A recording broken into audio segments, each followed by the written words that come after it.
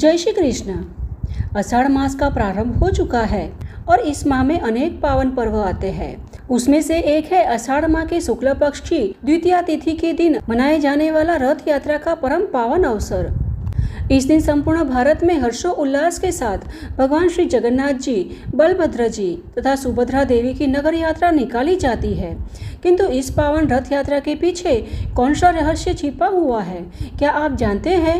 तो चलिए आज हम इसी रथ यात्रा की रहस्यमय कथा का श्रवण करते हैं। तो अंत तक कथा सुनने के लिए हमारे साथ जुड़े रहना और ऐसी ही वैदिक और प्रमाणभूत कथाओं का श्रवण करने के लिए इस चैनल को सब्सक्राइब भी कर लीजिएगा।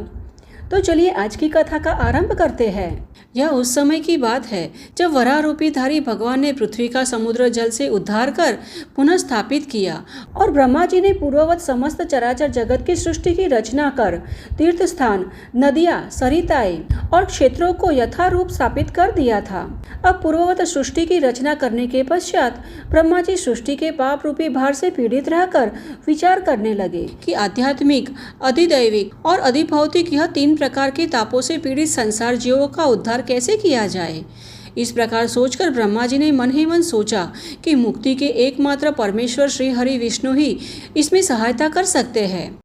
अतः ब्रह्मा जी भगवान श्री हरि विष्णु के शरण में गए और उनकी स्तुति करने लगे और ब्रह्मा जी की स्तुति से प्रसन्न होकर शंख चक्र गदा धारण कर भगवान श्री हरि विष्णु उनके समक्ष प्रकट हुए और उनसे कहने लगे कि हे ब्राह्मण, यह संपूर्ण जगत मुझ में ही व्याप्त है, अतः जहाँ आपकी रुचि है वहीं भी मेरी है।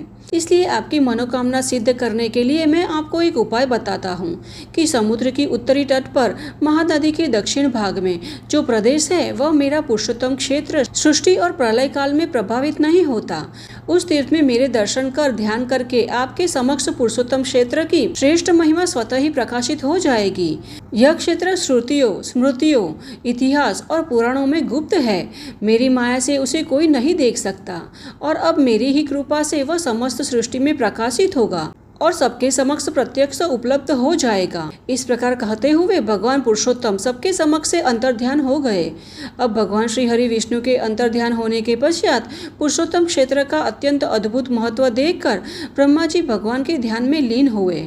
तब उस समय अपने अधिकार संकुचित होने के भय से व्याकुल पितरों के स्वामी यमराज दीन मुख से नीलाचल पर्वत पर गए और वहां भगवान लक्ष्मीपति के दर्शन तथा उनको साष्टांग प्रणाम कर अपने अधिकार की दृढ़ता के लिए भगवान जगन्नाथ की स्तुति करने लगे और धर्मपरायण की इस प्रकार स्तुति करने के पश्चात परम संतुष्ट होकर भगवान लक्ष्मीपति ने अपने बाहीं ओर बैठे लक्ष्मी जी के सामने कटाक्ष पूर्वक देखते हुए उनसे कुछ कहने का संकेत किया और उनसे प्रेरित होकर संसार के दुखों का नाश करने वाली लक्ष्मी देवी ने समस्त लोगों के कल्याण के लिए यमराज से कहा कि हे सूर्य नंदन, आप जिस उद्देश्य से हम दोनों की स्तुति कर रहे हैं वह इस लोक में दुर्लभ है, क्योंकि इस परम लोक को त्यागना हमारे लिए असंभव है।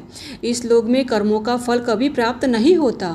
यहाँ मनुष्य और पशु पक्षियों के पाप भी जलकर भस्म हो जाते हैं। इस लोक में नीलेंद्र मणि के साक्षात स्वामी भगवान नारायण के सुंदर श्याम विग्रह का दर्शन करके मनुष्य कर्म के बंधन से मुक्त हो जाता है। अतः इसे छोड़कर आपका अधिकार मात्र दूसरे कर्मलोक में ही रहेगा। ब्रह्मा जी इस लोक का महात्म्य जानकर भगवान गदाधारी की स्तुति करते हैं। अतः यहाँ जो जीव निवास करता है वह आपके वश में आने के योग्य नहीं है। हे वैवत्स, यहाँ जीवन मुक्त एवं मुमुक्षु पुरुष निवास करते हैं।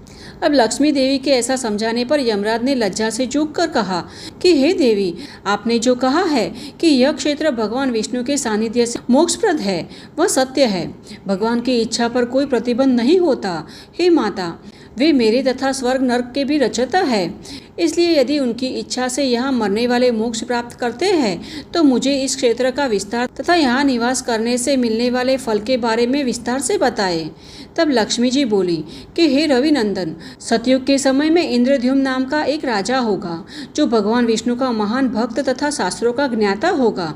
हे प्रजानाथ, उस राजा पर कृपा करने के लिए भगवान एक ही काष्ठ से बनी 4 मूर्तियों के रूप में प्रकट होंगे और विश्वकर्मा स्वयं काष्ठ की उन मूर्तियों का निर्माण करेंगे तथा आप इंद्रद्युम्न से प्रसन्न होकर उन मूर्तियों को स्थापित करवा देंगे। अब लक्ष्मी जी की यह बात सुनकर ब्रह्मा जी और यमराज दोनों ही अत्यंत प्रसन्न हुए और देवी लक्ष्मी तथा भगवान श्री हरि विष्णु को प्रणाम कर अपने अपने स्थान पर चले गए। तो इस प्रकार माता लक्ष्मी और भगवान श्री हरि विष्णु ने ब्रह्मा जी तथा यमराज के समक्ष पुरुषोत्तम क्षेत्र की महिमा का वर्णन किया है। और यह पुरुषोत्तम क्षेत्र, जिसे जगन्नाथपुरी के नाम से भी जाना जाता है, वहाँ भगवान के काष्ठ स्वरूप विग्रह की स्थापना कैसे की गई, इसके पीछे की कथा का श्रवण करने के लिए हम फिर से मिलेंगे। तब तक के लिए जय श्री कृष्ण।